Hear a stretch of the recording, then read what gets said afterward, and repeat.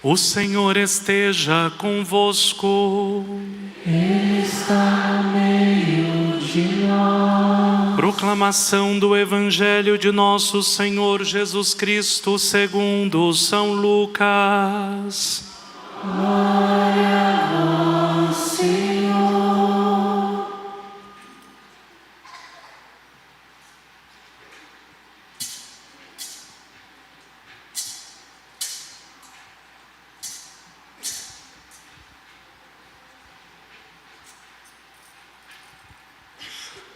Naquele tempo, Jesus acolheu as multidões, falava-lhes sobre o reino de Deus e curava todos os que precisavam.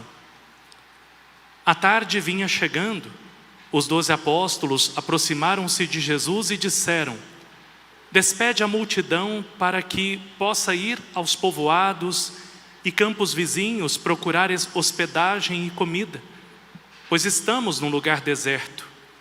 Mas Jesus lhe disse: dai-lhes vós mesmos de comer.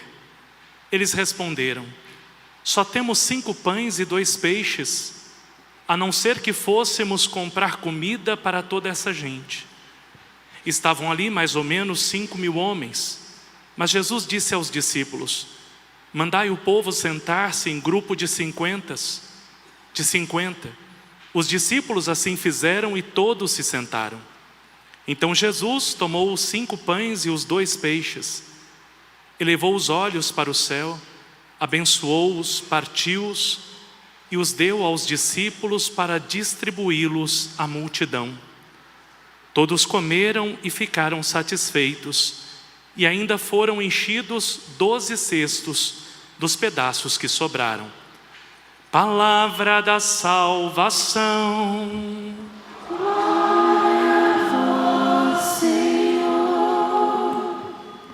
Vai sentando.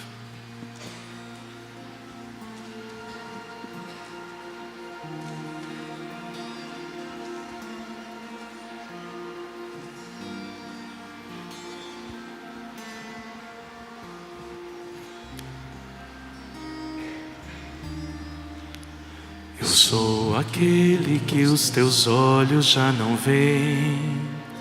Sou a promessa esperada de Sião. Sou a raiz e descendente de Davi. Sou Cristo.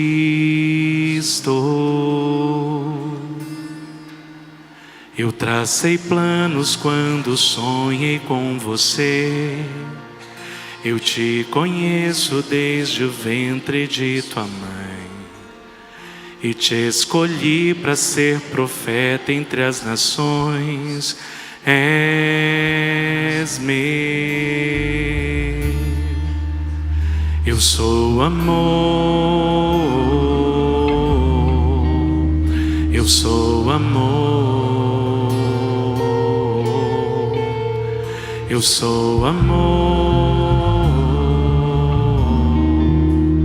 Eu sou amor.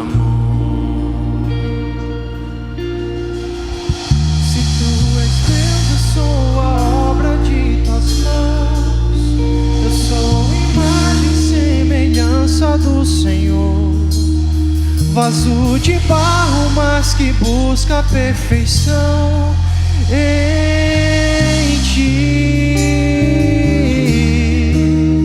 Tu és o pão que se entrega sobre o altar, e sem dinheiro me forneces refeição. Tu és aquele que me dá embriaguez sem vinho. Tu és amor. Tu és amor. Tu és amor. Tu és amor.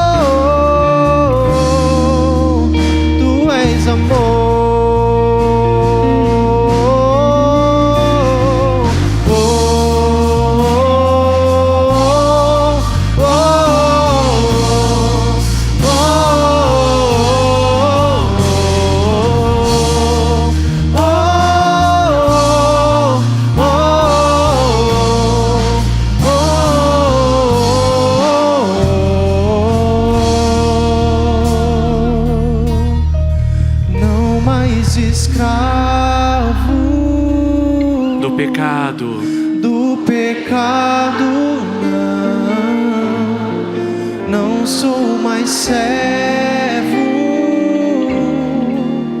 mais amigo teu, não mais escravo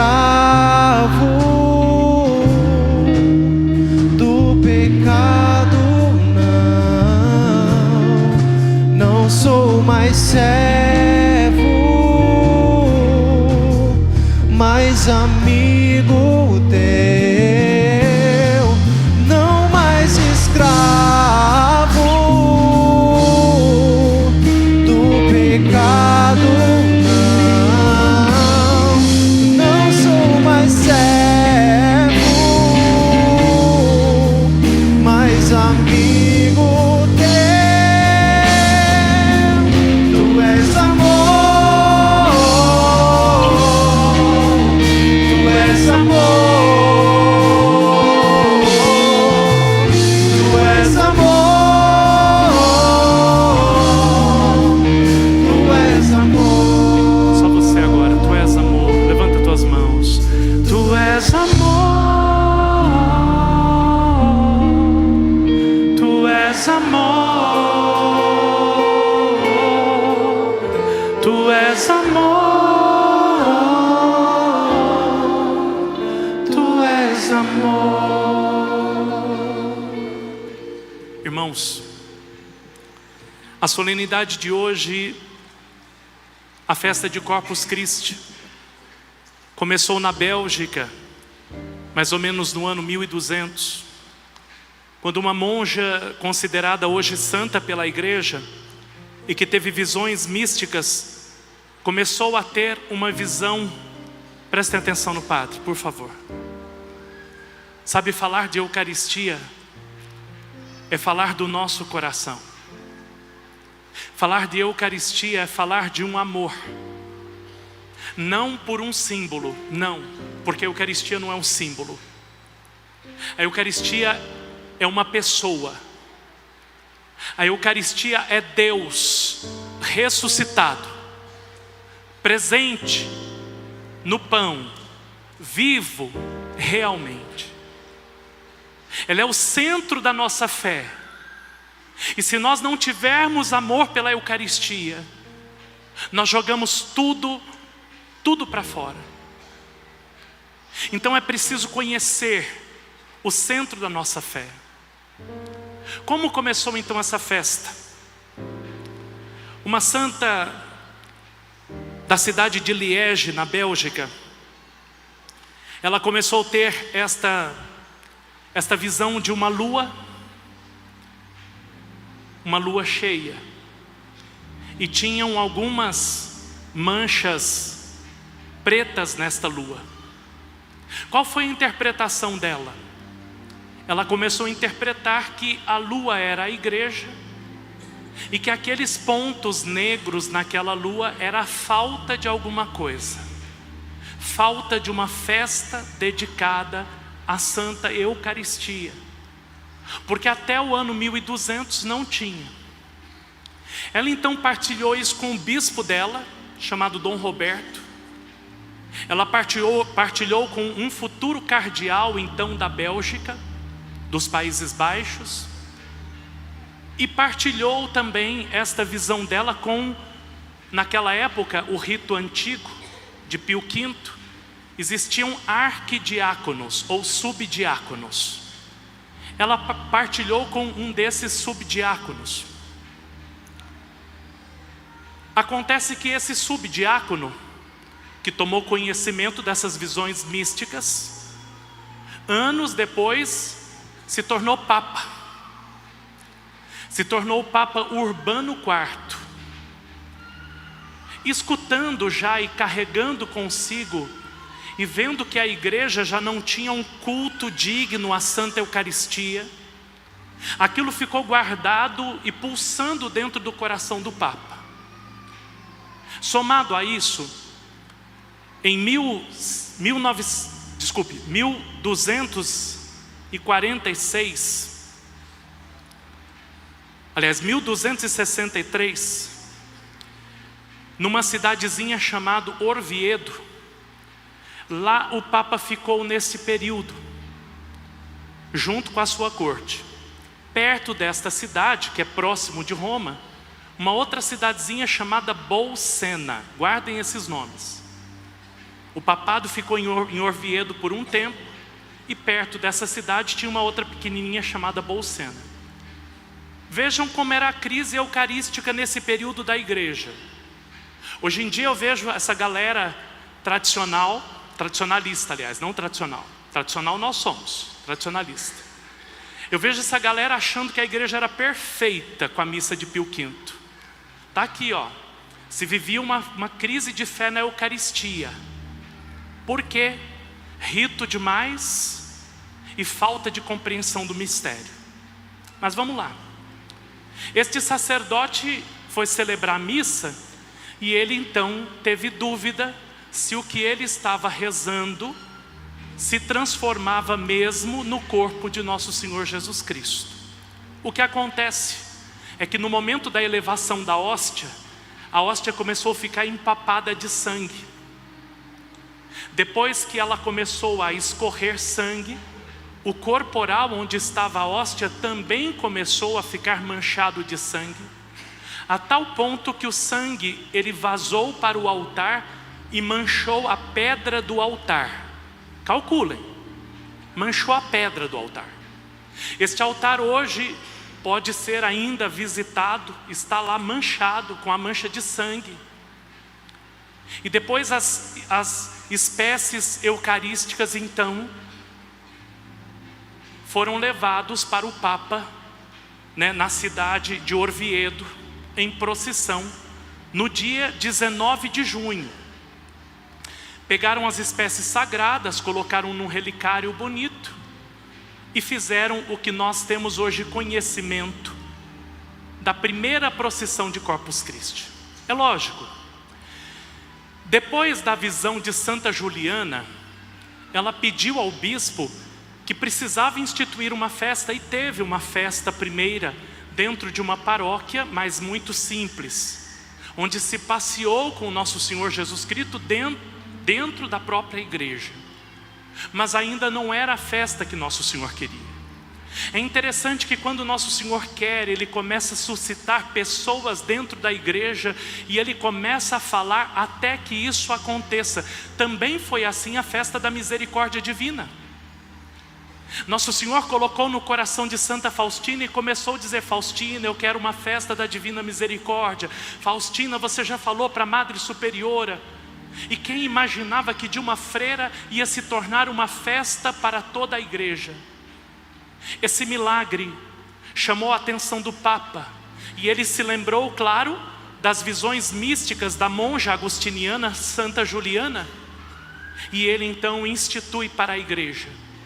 Depois que isso aconteceu, depois do milagre de Bolsena, vários sacerdotes começaram a despertar para a necessidade de aumentar o culto à divina Eucaristia. Mas ainda muitos estavam adormecidos. Foi o Papa Sisto V que instituiu para toda a igreja e fez uma força de que isso aumentasse. Depois, no Concílio de Trento, em 1500, veja, 300 anos depois, é que essa festa, como nós conhecemos hoje, foi de fato instituída para toda a igreja. Por quê? Porque os protestantes, na Reforma Protestante, começaram a questionar se a Eucaristia, ela verdadeiramente, se acontecia a transubstanciação ou não. Para eles não acreditam na Eucaristia. É verdade ou não é, irmãos? Eles acreditam num pedaço de pão e num pouquinho de suco de uva. Mas eu pergunto para vocês, o que é que nós fazemos com a primeira leitura de hoje, da carta de São Paulo aos Coríntios, da primeira carta, no capítulo 11? Quando São Paulo diz assim: aquilo que me foi passado eu vos transmito, que o Senhor, estando com seus discípulos, tomou o pão em suas mãos e, dando aos seus discípulos para comer, disse: isto é o meu corpo. Depois, tomando o cálice em suas mãos, disse: este é o cálice da nova aliança do meu sangue. Fazei isto em minha memória. A partir do momento que Jesus Cristo, Deus verdadeiro, institui o sacramento da Eucaristia, a igreja conhece a forma mais nobre e mais bela de rezar. Ela conhece a Eucaristia, o sacramento que traz nada mais, nada menos do que o Senhor Jesus presente no altar. O sacramento que renova o sacrifício redentor de nosso Senhor Jesus Cristo. O sacramento que permite que nosso Senhor esteja conosco todos os dias da nossa vida. Você pode falar assim: padre, como é que o Senhor pode provar isso? Irmãos, o Evangelho, os 3 evangelistas, Marcos, Mateus e Lucas, relatam a última ceia. São João não relata a última ceia, aliás, as palavras da consagração, mas ele vai colocar um capítulo inteiro onde Jesus diz: eu sou o pão da vida. Quem come do meu corpo e bebe da minha carne terá o quê? A vida eterna. Jesus falou isso ou não falou, irmãos? Olha para quem está do lado, diga assim: você está entendendo essa homilia, irmão? Estão entendendo, sim ou não? Sim. Vejam, Jesus é Deus ou não é? Sim. Você crê nisso? Sim. Quem crê que Jesus é Deus, levante a mão. Ainda bem, que senão eu vou chamar de herege. Se Ele é Deus, falem uma coisa para mim: Jesus poderia fazer nascer uma planta aqui no meio dessa pedra, sim ou não? Jesus poderia fazer nascer um pé aqui do meu braço? Ele tem poder para isso? Ele tem poder para acabar com essa guerra que está acontecendo, sim ou não? Ele é Deus. Quando Ele diz: isto é o meu corpo, este Deus não tem poder de transformar aquela substância do pão no seu próprio corpo. Ele não tem o poder de fazer daquele pão a extensão do seu corpo. Tem ou não tem? O Deus que mandou vir para o povo de Israel o maná do deserto não teria condições de transformar um pão no seu corpo? Não teria condições de pegar o cálice e dizer: olha, esse é o cálice da nova aliança, porque a antiga aliança o povo de Israel não conseguiu cumprir. Eu, o Deus de misericórdia, agora estou no vosso meio e selarei com o meu sangue a nova aliança. Este é o meu sangue, o meu sangue. Jesus não teria poder de transformar aquele vinho no seu corpo, no seu sangue? Tinha ou não tinha? Então por que não acreditar na Eucaristia? A Eucaristia, irmãos, verdadeiramente é Deus, é a presença real de nosso Senhor Jesus Cristo. E a igreja diz que é corpo, sangue, alma e divindade. Mas Deus, sabendo que nós somos cabeça dura, Ele permitiu ainda para que nós pudéssemos acreditar e venerar e adorar a Santa Eucaristia, inúmeros milagres eucarísticos ao longo da igreja. O último agora aconteceu na Índia. A igreja já reconheceu o milagre quando um sacerdote expôs Jesus no ostensório e começou a aparecer a face de nosso Senhor Jesus Cristo. Tem alguns meses, acho que 2 meses, que aconteceu este milagre. Na Índia, centenas, milhares de pessoas indo até esta igreja para ver este milagre. Em Lanciano, novamente o milagre. Quando o corpo de Cristo se torna quando a hóstia se torna num pedaço de músculo de coração, e quando o cálice se transforma num pedaço num tanto de sangue solidificado. Ao fazer o exame deste sangue, se constatou que ele é do mesmo tipo sanguíneo do sangue que aparece no sudário de Turim. Vejam, meus irmãos, o que mais nós precisamos para acreditar na Santa Eucaristia? Sabe o que mais me impressiona? É que nós temos tudo, a nossa igreja nos dá tudo, e quando a gente comunga do corpo e do sangue do Senhor, às vezes a gente comunga de qualquer jeito. Às vezes a gente vem na Santa Missa e a gente participa da Santa Missa com um pesar: nossa, essa missa não acaba, eu estou cansado. Ah, se você pudesse ver o que os teus olhos não são capazes de contemplar. Ah, se você pudesse ver o mistério que acontece em cima deste altar. Se nós pudéssemos ver, talvez nós não aguentaríamos tamanha glória que acontece quando o Padre estende as mãos sobre a espécie do pão e sobre a espécie do vinho que se transforma no corpo e no sangue do Senhor. Mas Deus é tão bom comigo que Ele me permitiu conhecer os escritos de um sacerdote chamado Padre Hels ou Royce, que viveu no Rio Grande do Sul e que era um místico, que tinha visão sobrenatural daquilo que acontece na Santa Missa. Eu peguei esses livros e esse padre não conseguia expressar em palavras o que ele via, tamanha grandeza. Ele desenhava, e o que ele mostrava nos seus desenhos? Anjos e mais anjos e mais anjos, fazendo uma corrente de adoração em volta do altar onde estava o sacerdote. Meus irmãos, quando nós comungamos, nós não comungamos um pedaço de pão e um pouco de vinho, não. Nós comungamos do corpo real, do sangue de nosso Senhor Jesus Cristo. Sabe, aquelas pessoas que acreditaram em Jesus tiveram a sua vida transformada. Mas você não só acredita, você é capaz de comungar do corpo do Senhor. Imagine o que é que isso pode realizar dentro de nós. Se nós sabemos disso, por que é que nós muitas vezes ousamos comungar em pecado? Porque muitas vezes profanamos o corpo do Senhor. Eu vejo aqui na igreja filas intermináveis de confissão. Por quê? Porque parece que nós não nos convertemos. Nós sabemos dessa realidade que Deus vem até nós através da Eucaristia, mas nós não mudamos o nosso coração. Até quando, meu irmão? Até quando você vai ficar enganando o nosso Senhor? Sabe como nosso Senhor disse para Santa Faustina? Eu sempre penso Jesus falando isso para mim: até quando? Até quando você vai me enganar? Até quando você vai impedir da minha graça acontecer na tua vida? Coisas maravilhosas Deus tem para realizar na tua vida, filho. Coisas maravilhosas hoje o Senhor preparou para você. Até quando você vai ficar impedindo o Senhor de realizar a obra que Ele tem para a tua vida? Os santos são o maior exemplo para nós. Eu não, porque eu sou um pecador. Sou o pai espiritual de vocês, mas nem sempre a gente escuta o que o pai da gente fala. É verdade ou não é, irmãos? Se nós tivéssemos escutado nossos pais, nós não tínhamos cometido vários erros na vida.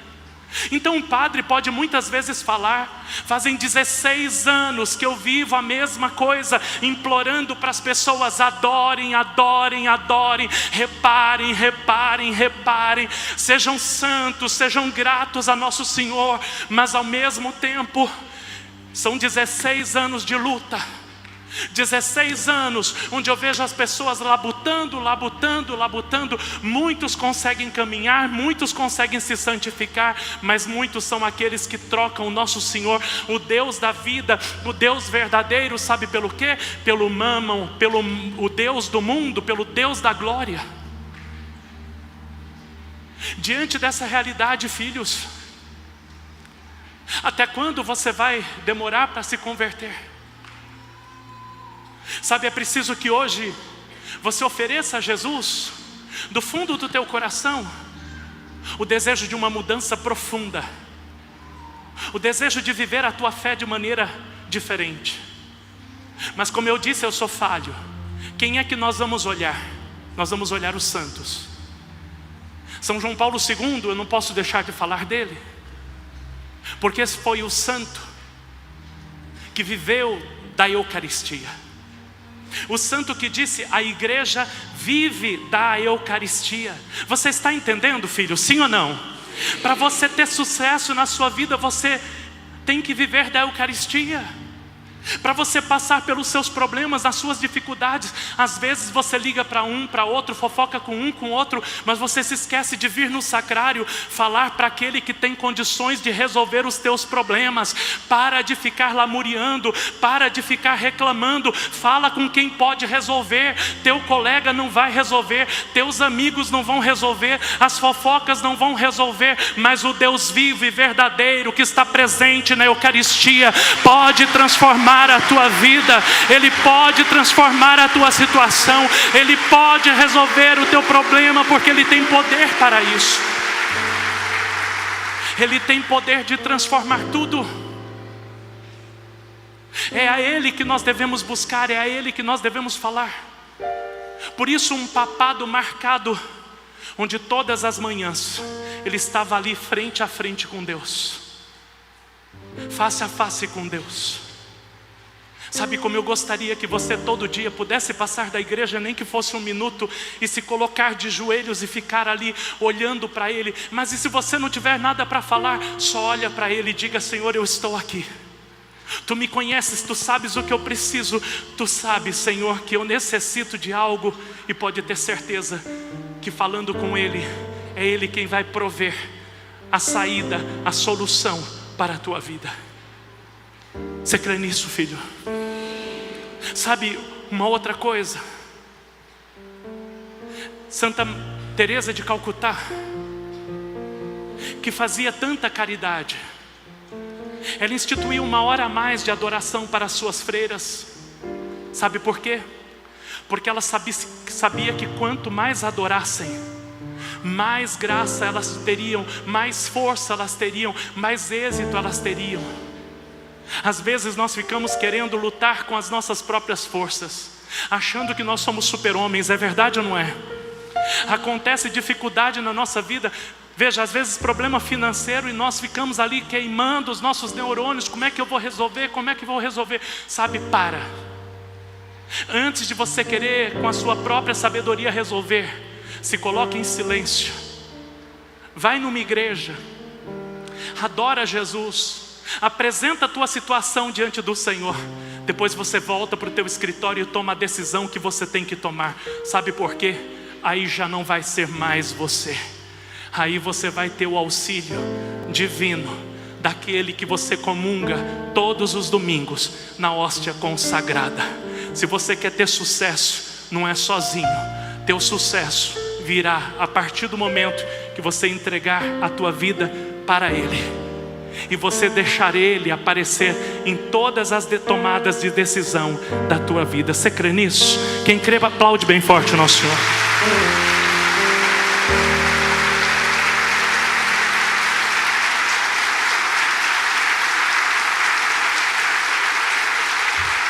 Sabe, como eu gostaria que nós saíssemos daqui com a frase de São João Batista no nosso coração. Essa semana nós vamos celebrar a natividade de São João. Como eu gostaria que nós saíssemos daqui dizendo: olha, é por Ele que eu quero gastar as minhas forças. É por Ele que eu quero diminuir. É por Ele que eu quero que Ele cresça. Mas isso só vai acontecer quando nós aprendermos a fazer tudo conforme Ele nos pede. A Virgem Maria foi a mulher perfeita, a mulher que soube em tudo fazer isso.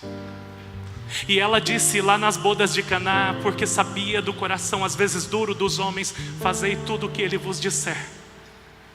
Hoje nós vamos para a nossa casa com esse mesmo desejo, escutar o que a Virgem Maria disse, de fazer tudo o que nosso Senhor nos pede, de estarmos escutando, e nós vamos escutá-lo na Eucaristia. E aí, quando nós escutamos o que Ele pede, o que acontece? Nas bodas de Caná, quando escutaram o que Jesus disse: enchei as talhas de água, o que aconteceu? O milagre aconteceu. Quando nós escutamos o que o Senhor quer de nós na Eucaristia, na contemplação, na adoração, na meditação, o que acontece? Acontece a transformação, acontece o milagre, acontece a conversão. Que Deus te dê a graça de que uma santa conversão aconteça na tua vida. Que Ele te dê a graça de uma transformação verdadeira. Hoje já não é mais água que o Senhor quer transformar, não. Hoje o que o Senhor quer transformar é a água da tua vida, para que você possa viver a alegria que somente o Espírito Santo, somente a Eucaristia pode te dar. Quem crê nessa palavra pode aplaudir bem forte. Aquele que é Rei, que é Senhor.